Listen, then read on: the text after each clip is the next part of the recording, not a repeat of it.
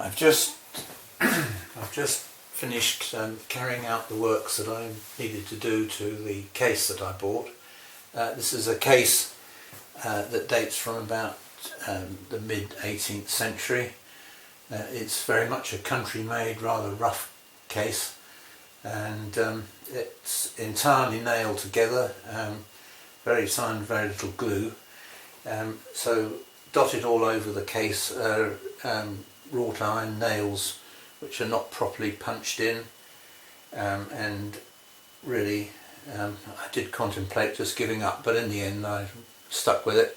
It was covered in black stain and black sort of goop all over the whole thing, so I cleaned most of it off, and obviously I couldn't clean off in the carving that's there.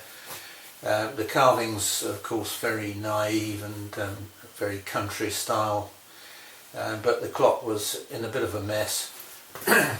Inside here, the blocks that should be inside, there were no blocks in there at all.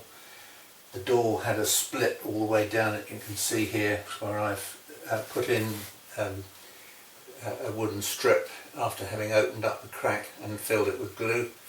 I put the hinges on properly. They're really the wrong hinges, but I thought I'd better, for the sake of keeping it as it was, leave them there. A new lock. And then on this side and the other side you can just see the wings that stick out that accommodate the extra movement of the pendulum that there is over a standard long case clock. The other thing I did was on each side here I cut out for windows and fitted some picture glass in, and that makes it quite nice from my point of view because I can see the mechanism while it's working. I'll take the hood off, and then you can see how tight the movement is to get in. This particular clock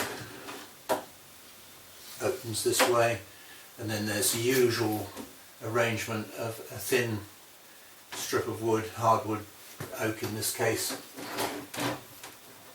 So I'll just take this off. To be careful when you're lifting these things up, to be not grabbing it by the columns at the side.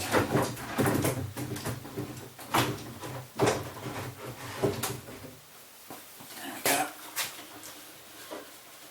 That's the top off.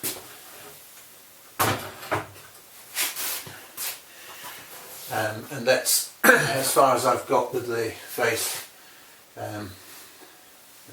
Just the hand just locked on temporarily.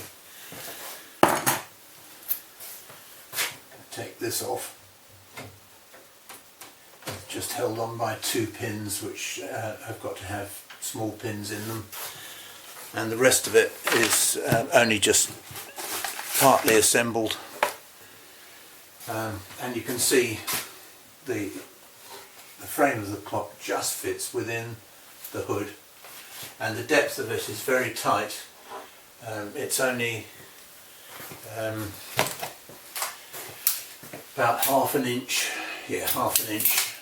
gap at the back to take the crutch, which is going to be interesting. I haven't yet done that part,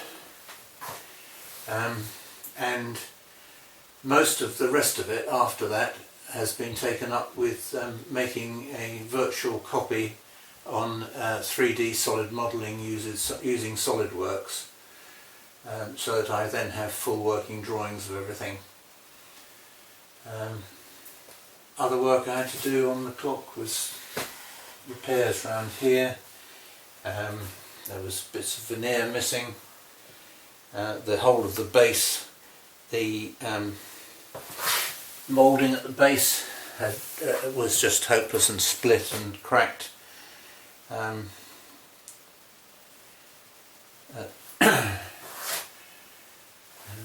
Bits at the back here missing. It really was, let's say, not sure whether it was worth saving to start with, but anyway, it is done now. And the frame fits quite nicely in there. and I've secured the frame with two brass bolts, pins that come through here, and can take a washer and a locking pin to hold the movement in place.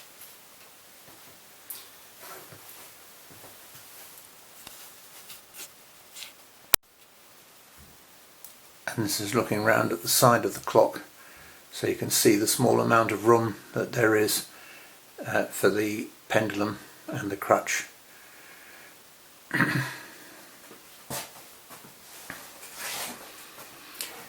And these are the brass pins that are set within the base seat. The original clock seat I cut off at this level here, made up a new plate, and that sits on top of a second plate here. So